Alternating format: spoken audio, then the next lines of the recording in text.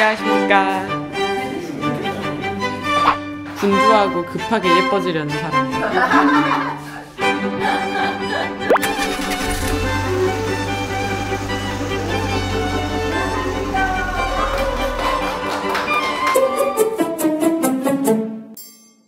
안녕하십니까. 잊을만 하면 돌아오는 개간동행입니다. 와! 저는 공익변호사와 함께하는 동행의 국어문은 국장 이소아, 문화콘텐츠 그룹 이따의 실없는 실장 김실장입니다. 오늘은 되게 멋지고 영상의 촬영에 딱 적합한 그런 공간으로 왔는데요. 여기가 어디죠? 여기는 광주 첨단에 있는 영상 전문 스튜디오 189입니다.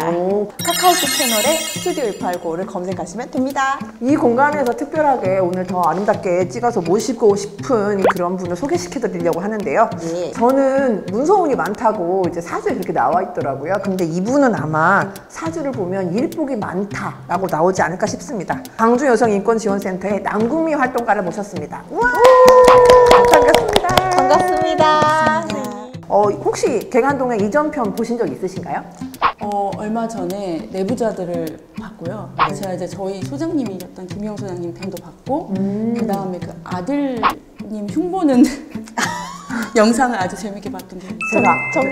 청룡이 선생님. 네네네. 아드님 얘기 엄청 해서. 그렇군요. 지금 여성인권센터에서는 어느 정도 일을 하셨어요? 2009년 6월 1일 입사했거든요. 그 안자를 어떻게 아세요? 그러니까요. 그게 저희 아들 돌잔치 끝나고 바로 제가 입사를 했어요. 그렇구나. 네, 너무 일이 하고 싶어가지고. 집에 있으니까 너무 답답해가지고. 만 15년이 넘었을걸요. 그렇구만요. 이전에 이런 뭔가 사회복지와 관련된 아니면 뭐 여성인권 지원과 관련된 이런 곳에서 일을 하셨었던 것인 건가요? 네, 처음에는 이제 지역사회복지관, 네, 종합사회복지관에서 일을 했었고, 네. 중학교에서도 상담사로 일한 적이 있고, 네, 그렇게 좀 했었죠. 사실 제가 복지관에 있을 때랑 학교에 있을 때는 청소년 업무 파트를 했었어요. 근데 청소년 업무 파트는 그때는 저랑 안 맞다고 생각했어요. 너무 청소년들하고 대화하기도 어렵고, 어디를 튈지도 모르고, 그리고 어렵더라고요. 그 친구들 만나기가. 네. 그래서 저는 그때 20대 중반이었을 거잖아요. 그러니까 이제 더 제가 생각했던 것보다 막 이렇게 튀는 그런 게 조금 힘들었던 것 같고, 그리고 나서 이제 우연히 이 단체를 알게 되고, 이 봉사활동을 하면서 이게 제 착취구나라는 걸 느껴가지고, 네, 같이 하게 된 것 같아요. 어떻게 우연하게 자원봉사를 성매매와 관련된 성착취와 관련된 이런 센터로 자원봉사를 가게 되셨는지 어떤 계기가 있었는가요? 아직도 몇 군데 있다고. 지역 이름 말하면 또 그 지역 분들이 싫어하실 건데 재개발 중이어서. 네. 저는 학교 선배가 좋은 데를 데려간다고, 세상에. 좋은 거 보여준다고 저를 그 길로 차를 쭉 타고 갔는데, 그땐 이게 뭔지 모르는데 거기에 막 그 언니들이 그 홀복을 입고 막 쭉 앉아 계시고 밖에도 엄청 많이 서 계시잖아요. 그래서 그때는 그걸 모르니까 왜 저렇게 옷을 입고 저기 다 저렇게 서 있는 거지? 하고 했는데, 나중에 생각해보니 그 선배도 저한테도 상처를 준 거고, 그렇죠. 그분들한테도 상처를 준 거고. 네, 어떤 지금 방금 욕이 나올 뻔했다. 좋아하는데 내가 이거. 이 선배는 더 이상 연락은 안 하시겠죠? 그때 끝났어요. 그때 차에 여러 명을 태우고 갔어요. 여자도 있고 남자도 있고. 그래가지고 막 그때 뭐라고 했는지 자세히 기억은 안 나는데, 왜 너희들 먼저 갈래? 막 농담 형태로 여자애들 먼저 보낼까? 막 이런 얘기도 하고. 손절각. 그래서 제가 잘 몰랐어요. 그러다가 이 센터가 있다는 걸 알게 된 거예요. 이것이 성착취고, 그래서 성착취를 지원하는 센터가 있다. 그래서 자원봉사도 하게 되고, 그러면서 이제 제가 여기서 일하게 됐어요.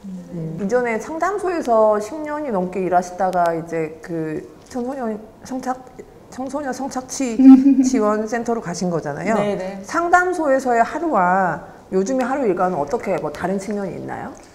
바쁜 건 똑같아요. 네.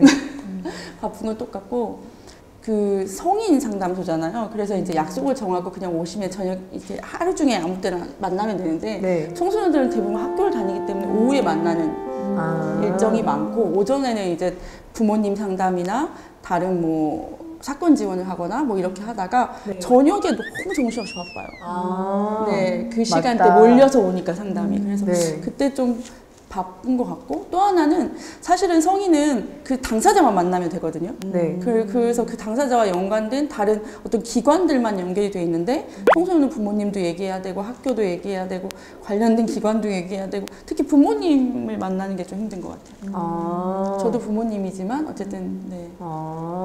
이야기를 듣다가 궁금한 게 하나 생겼는데, 제일 처음에는 원래 청소년 상담을 하셨다 하셨잖아요. 네. 그러면 20대에 청소년 지원했던 거랑 지금 40대에 청소년을 다시 지원하게 된 거랑 이게 조금 달라지잖아요. 이제 조금 더 맞나요? 맞는 건 없는 것 같아요. 맞춰가는 거죠. 제가 그때 너무 젊어서 네. 맞춰가는 걸 몰랐던 것 같고, 그때는 제가 자녀가 없이 미혼이었잖아요. 그래서 청소년하고 대화하고 막 이럴 때 너무 버릇없고 막 그러니까 힘들었는데, 저희 집에도 있잖아요. 그래서 적응이 돼가지고 내려놓게 되셨구나. 내려놓죠. 네네. 그러면 지금 하랑에서 요새 제일 힘쓰고 계시거나 야, 이거 제일 신경 쓰인다 혹시 이런 사항이 있으실까요? 일단은 청소년들이기 때문에 사실 지금이 잘 지내야 또 성인이 돼서 잘 지낼 수 있기 때문에 지금 잘 지낼 수 있는 방법들에 대해서 얘기를 하는데, 그것이 가정 내에 도움이 없으면 사실 힘들거든요. 그러니까 본인이 변화하고 싶어도 부모님이 도와주지 않으면 사실 변화가 잘 안 되는. 그래서 저희는 지금 부모 상담을 굉장히 신경을 쓰고 있고, 그 다음에 부모님들에게 양육태도 검사도 해드리고 있어요. 근데 자기를 돌아보는 계기가 될 수 있죠. 또 하나는 아이의 잘못이라고 생각해요. 성착취 피해가. 그러니까 주로 어떤 얘기를 많이 하시냐면, 안 하면 되잖아. 왜 핸드폰으로 채팅을 했어? 왜 그런 걸 줬어? 왜 네가 그렇게 했어? 하지 말라는데 왜 또 했어? 이런 얘기 되게 많이 하세요. 그래서 그것이 문제가 아니라는 얘기를 본인한테 차분히 좀 설명을 드리고 아이를 이해할 수 있도록. 그 청소년 탓이 아니라고 말씀하시는 거잖아요. 네네. 왜 청소년 탓이 아니다라고 어떻게 설득하시는 건가요? 일단 우리 주변에 핸드폰으로 할 수 있는 게 너무 많아요. 핸드폰 없는 친구들이 없잖아요. 그래서 핸드폰으로 뭐 게임도 할 수 있고 채팅도 할 수 있고 막 그렇게 하도록 만들어 놨거든요. 그래서 거길 들어갔어. 근데 사실 처음부터 성착취 피해를 입고자 채팅방에 들어가는데 게임하는 친구는 없어요. 들어가서 그냥 게임하고 채팅하고 있는데 누군가 말을 거는 거죠. 그 말 건 상대가 처음부터 널 척취할 거야 이렇게 하는 게 아니잖아요. 그래서 계속 차분하게 친해지고 뭔가 말 걸고, 그 다음에 이제 온라인상에서 연애도 하게 되고 막 이렇게 하다 보면 친해졌으니까 뭔가 요구하고 이럴 때, 혹은 사귀는 사이에서 뭔가 요구할 때 그걸 거절하기가 쉽지 않은 거죠. 맞아요. 그래서 그것을 거절하지 못하고 했을 때 그것이 또 다른 협박의 빌미가 되거든요. 근데 그렇게 피해를 당한 친구들에게는 사실 부모님한테 말할 용기가 없어요. 자기가 먼저 줬다고 생각하는 거지. 그래서 이 모든 구조를 만들어 놓은 사람들이 있고, 그 구조를 이용해서 착취하려고 그 게임에 들어온, 채팅에 들어온 어른들이 있는 거죠. 그래서 이것이 아이들의 문제가 아니고 사실 어른들의 그런 문제다. 아이들만의 문제가 아니다. 이렇게 시스템화가 되어 있고 이것을 개선하지 못하고 이걸 이용하고 악용하는 어른들이 있기 때문에 그러는 거다. 그리고 부모님 제일 말씀 많이 하시는 게, 어른 말 잘 듣고 엄마 아빠 말 잘 들으라고 하는데 왜 이렇게 말을 안 듣고 막 이러시는데, 우리도 엄마 아빠 말 안 들었거든요. 잘 생각해보세요. 네. 어렸을 때 맞습니다. 제일 우리도 똑같아. 근데 우리는 그때는 그 시대의 말을 안 들었을 거야. 근데 지금 이 친구들 이 시대에 맞게 말을 안 듣는 거거든요. 맞아요. 제가 이제 물어봐요. 어머님은 어렸을 때 어머님 말씀 잘 들으셨어요? 네? 그러면서 이제 얘기가 시작이 되면 좀 더 이해가 하기가 쉽죠. 국룰이잖아요. 엄마 아빠 말 안 맞아요. 듣는. 그런 시기가 있죠. 네. 누구에게나.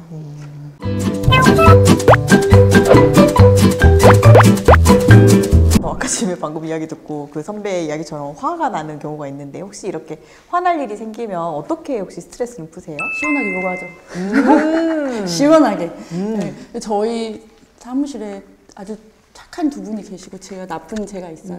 그래서 저는 시원하게 욕하고 그분 중에 듣고만 계시죠. 이런 및 X 같은 것들이 누구야? 막 이러면서 가만히 있지 않겠어요. 이런 멘트를 날리고. 요즘은 이제 셋이 차 마시러 가끔 나가요. 네. 아무래도 이제 셋 다 고달프니까 밥을 먹고 차 한 잔 마시면서 조금 이제 달래는 타임을 갖고 오죠. 그러면 조금 낫기도 하고. 눈물이 또르륵 날 것 같아요. 어떡해. 아니요. 많이 힘드시구나. 재밌게 지내고 있습니다. 최근에 그러면 가장 뭔가 나를 분노케 했던 어떤 사건이 있었을까요? 많은데 얼마 전에 이제 재판을 갔어요. 그리고 이제 저희가 사건 모니터링을 하거든요. 가해자가 저희 내담자를 성착취를 한 내용을 이제 있는데 그것이 카톡으로 증거가 남아 있었어요. 근데 이제 이 사람을 만난 시간을 정확하게 아이가 인지하지 못하는 거예요. 그냥 만나자 하고 그 근처에서 몇 시에 만났어요. 뭐 이렇게, 그러니까 쯤이 되잖아요. 쯤. 근데 이 친구가 카톡하고 이런 걸 정리하다 보니까 뭐 3시 반, 뭐 4시 반 이렇게 쯤이 된 거예요. 근데 그 시간대에 자기가 기지국으로 해보니까 거기 없었던 거죠. 근데 카톡 내용으로는 확실히 인정이 돼. 그러니까 그 사람이 뭐라고 했냐면 그분의 변호사님이 범죄는 인정한다. 그러나 공소 사실을 인정할 수 없기 때문에 무죄로 판결해달라. 이 뭔 개소리야! 갑자기 이렇게 내가 그래 만났어. 성착취를 하긴 했어. 근데 그 시간대엔 안 갔으니까 난 무죄야. 이거잖아요. 그래서 제가 심장이 또 벌렁벌렁. 여기서 막 있잖아요. 이제 육조 문자가 막 나오려고 막 이렇게 하고 있는데 증인 채택을 검사님이 하시더라고요. 근데 저희가 진짜 웬만하면 저희 청소년들 증언대에 세우고 싶지가 않아요. 거기가 얼마나 힘든 공간인지 제가 알고 또 이게 사건이 작년에 있었던 일인데 이 친구가 얼마나 그걸 다시 기억을 해야 되는 거고 또 기억도 안 나요, 사실은. 많이 잘 기억 안 나요. 어제도 기억 안 나는데. 그럼요. 근데 이제 이거를 가서 얘기하라고 해야 되니까 저도 되게 불편하고 미안하기도 하고 그렇게 했지만 어쨌든 그렇게 말하는 나쁜 사람을 처벌하려면 서서 얘기를 해야 되는 게 저 사람이 맞아요. 그 찜이에요. 이렇게 얘기를 정확하게 시간은 모르지만 저 사람이 맞습니다. 이를 해야 되는 거라서 쓰기로 했는데 어쨌든 화가 많이 났죠. 네. 저는 다른 얘기를 하실 줄 알아가지고 여쭤봤었는데 알겠습니다. 네, 아닙니다. 그런데 이렇게 하도 하는 요새 많아가지고 사실은 저한테 전화를 주시거나 그러거든요. 아! 근데 그때 뭔가 어떤 이벤트가 있어서 전화를 주셨던 일이 있어가지고 제가 여쭤봤는데 아니 저희가 이제 재판에서 모니터링을 했는데 그 가해자가 거짓말을 한 거예요. 그 피고가 청소년인지 모르고 했다 이렇게. 청소년인지 모르고 했다. 네. 피고인이. 네. 근데 이제 그럴 수가 없거든요. 이 다른 건이어가지고 그 전 재판에서 이미 자기가 청소년인 줄 알고 착취했다라는 게 다 해서 처벌이 나왔는데 다른 건에서 거짓말을 하니까 왜냐면 이 판사님 모르시잖아요. 그 전 건은. 네. 그게 너무 이제 화가 나서 우리 상담원이 따진 거죠. 왜 모른다 거짓말 하냐고. 그랬더니 그쪽 변호사님이 저희 상담원한테 정신병자 아줌마라고 그래가지고. 네, 저희 상담원이 너무 화가 나서 왔는데 저는 이런 일이 있었어요. 저희가 항의하려면 어떻게 해야 되나요? 가만두지 않겠습니다. 또 그런 말을 너무 많이 한다. 가만두자. 뭘 맨날 가만두면서 가만두지 않아. 생각해보니까 맨날 가만두는데 아무것도 하지 않으면서 나 맨날 이런 말 왜 하지? 네. 이 영상을 보는 적어도 강주기상 변호사회 소속의 변호사님들은 이렇게 존중을 해줬으면 좋겠다. 그러면 항상 이렇게 편을 들어주시는 거잖아요. 네. 근데 나도 너무 힘들 때, 나도 이럴 때 나도 편 들어줬으면 좋겠다 이런 순간도 혹시 있으실까요? 많죠. 그럴 때 좀 같이 그러면은... 욕할 수 있는 사람. 제 주위에 욕하는 사람이 별로 없어요. 아하. 제가 막 미 X 이렇게 막 이렇게 할 때 제가 전화해서 딱 하자마자 바로 나와. 걔 X가 얼마나 시원한지 몰라. 욕밖에 할 때 같이 없어. 같이 나에게 욕해주는 유일한 사람. 내 주위에 아무도 없어. 내가 전화하자 이런 일 있어. 뭐 걔 이런 놈들이 있어요. 막 이렇게 하면 이제 같이 숨 시원해지고. 욕 파트너십. 네. 가진 게 욕밖에 없어서. 사실 저희 일의 옹호자들은 저희랑 같이 일해주시는 그 변호사님들이라고 저는 생각하거든요. 지금 저희가 하는 사건들이 되게 복잡하고 사실 답이 있나 없나도 잘 모르겠고 이제 부딪혀봐야 되는 일이 많은데 그럴 때 사실 경찰이나 검찰이나 법원을 상대할 때 저희 힘이 너무 미약함을 많이 느껴요. 근데 저희보다 의견서 써주시고 가서 이렇게 서서 대신 말해주시고 또 싸우러 갈 때도 같이 갔어요. 그래가지고 싸워주시고 가셨죠. 네, 엄청 잘 싸워주시고 그래서 그런 게 굉장히 힘이 되죠. 사실 그게 옹호 같아요. 사실은 싸우러 갈 때요. 저희도 떨리는데 활동가들 뒤에 숨어 있어요. 저희도 무서우니까요. 위소연 변호사님이랑 같이 가면 됩니다. 잘 싸우세요. 진짜요? 조근조근 들여밟아준다는 게 뭔지 보여주시는 분이에요. 그러니까 화 안 내고 같은 톤으로 천천히 조근조근 밟아주십니다. 네. 아, 동행에 변호사님들 든든하군요. 네, 깜짝 놀랐어요. 조근조근. 그동안에 광주 여성인권 지원센터에서 일하시면서 맛본 가장 큰 승리의 순간 뭐 이런 게 특별하게 기억나는 순간이 있으실까요? 승리의 순간이 많죠, 사실은. 하면서 뭐 저희가 사건 하면서 이건 안 될 것 같다라고 생각한 적도 많이 있었지만 어쨌든 그런 것들이 다 해서 언니 제 내담자들이 삶에 있어서 조금 도움이 됐다면 그게 다 승리의 순간이고 또 뭐 일상으로 복귀해서 잘 지내고 있다는 얘기를 들으면 그게 이제 승리의 순간인데 네. 제가 얼마 전에 재판을 갔는데 피고인이 울면서 이제 자기의 반성문 같은 걸 읽었어요. 근데 그 사람이 군인이었어요. 군인인데 이제 성착취를 한 거죠. 이제 근데 판사님이 막 그런 얘기를 했어요. 군인이면 교육 안 받냐. 더 범죄를 저지르지 않고 이런 피해를 주지 않고 살아야 되는데 어떻게 군인인 네가 이렇게 공무원인 네가 막 그렇게 할 수 있냐 막 이렇게 막 말씀을 해주시는 거예요. 근데 그런 말을 듣고 있으니까 또 조금 그런 말 해주는 판사님이 거의 없는데 막 해주시니까 또 그래 우리가 하길 잘했어. 저놈을 잡았어. 잘한 거야. 막 이러고. 그러면 그렇게 나쁜 계속 피해자를 만드는 가해자들에게 한마디 따끔하게 일침해 주세요. 저는 가해자 말고요. 법원에서 형을 너무 저는 너무 낮게 준다고 봐요. 거기 법조항에 아무리 뭐 몇 년 이상 이렇게 되더라도 가명의 사유가 너무 많고 저는 작년에 갔던 재판에서 제가 의견서를 정말 폭풍 화가 이만큼 올라서 쓴 적이 있는데 공탁금을 10만 원 거신 분이 계세요.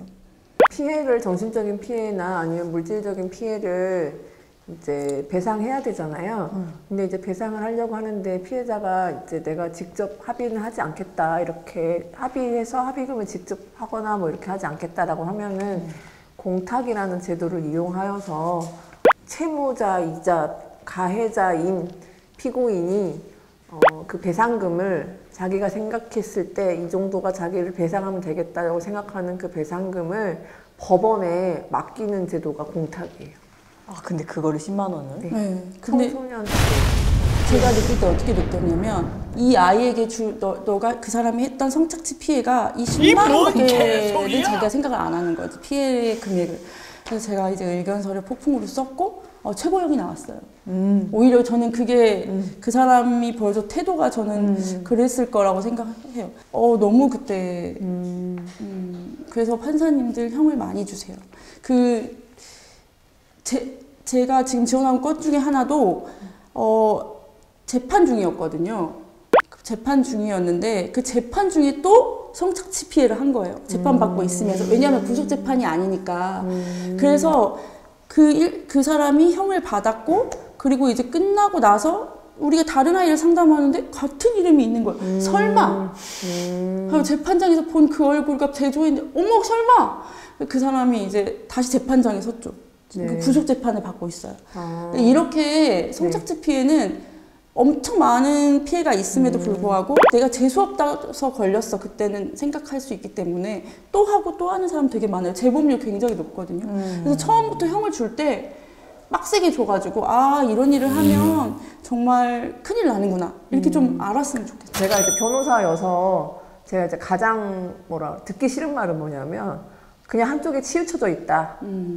그러니까 너무 피해자 변호사니까 한쪽에 치우쳐져 있다 하면서 이제 저의 어떤 전문성이나 이런 것들이 이제 뭔가 깎여 나가는 그런 말들을 많이 들어요. 양형과 관련된 의견서를 냈을 때 이제 그렇게 변호인 측에서 그렇게 말씀하시는 경우가 있는데 이제 성착취 피해도 그렇고 어떤 착취 피해는 노동력 착취, 성착취 어떤 착취 피해는 형이 높아져야지 재범 방지 효과가 있다 하는 것이 그동안의 10년간 동행을 9년간 하면서 반복적으로 느끼는 것이어서 말씀드리고 싶었습니다. 자르셔도 되고요. 그러면 지금 인대까지 40년 넘게 인생을 살아오셨는데 내 인생의 한 권의 책이라면 책의 하이라이트는 이거였다. 가장 빛나는 순간이라든지. 그래서 지금 제가 생각할 때 제가 지금까지 하면서 제일 그래도 내가 잘했어 막 이렇게 했을 때 저희 딸을 낳았을 때 아들 낳았을 때거든요. 진통을 7시간 하고 재앙절개됐어요. 요도분만까지 했는데 큰애를 낳을 때 그래서 너무 힘들었는데 낳고 났는데 너무 예쁜 거예요. 그리고 낳고 나서는 잊어버렸어요. 무엇을 잊어버려요? 행복했던 걸. 행복했던 거를요? 아, 전 힘든 걸 잊어버렸어요. 키우면서 잠깐 잊었었어. 너무 힘들어가지고 애기 낳았을 때 나 너무 행복했는데 너무 좋았는데 잠깐 잊어버리고 최근에 또 잊고 자꾸 잊어. 행복했던 걸 그때 너무 좋았었는데 요즘은 자꾸 힘드네? 요즘은 제일 힘든 일이 뭐냐 하면 사실 애기들이 제일 힘들어요 이렇게 얘기하는데 이제 고등학생이다 둘이 사춘기. 아 지금 그럼 업무 강동보다 자녀분들과의 이거가 더 힘들다? 아니 그래도 이게 더 힘들어요. 그렇죠 그렇죠. 네, 이게 더 네. 힘드네요. 양쪽 다 힘드신 것 같아요. 아 근데 어쨌든 그 아이들은 아침 저녁만 보면 되잖아요. 오늘 이렇게 촬영한 소감 어떠셨는지? 그 말이 맞네요. 한 번 해본 거니. 생각보다 이렇게 긴장이 안 되시죠? 네, 긴장이 저희가 예행 연습을 했거든요. 저번에는 무슨 말 했는지 전혀 기억이 안 났어요. 끝나고 나서. 근데 지금은 좀 생각도 나고 자연스럽게. 네, 이제 마지막인데요. 이렇게 개간동행을 계속 보고 싶으시죠? 개간동행을 계속 보고 싶으시다면 여러분 후원이 필요합니다. 여러분의 후원이 지역 인권의 경계를 허무는 변화의 시작입니다. 동행 유튜브 좋아요, 알람 설정. 구독하기. 후원은 사랑입니다.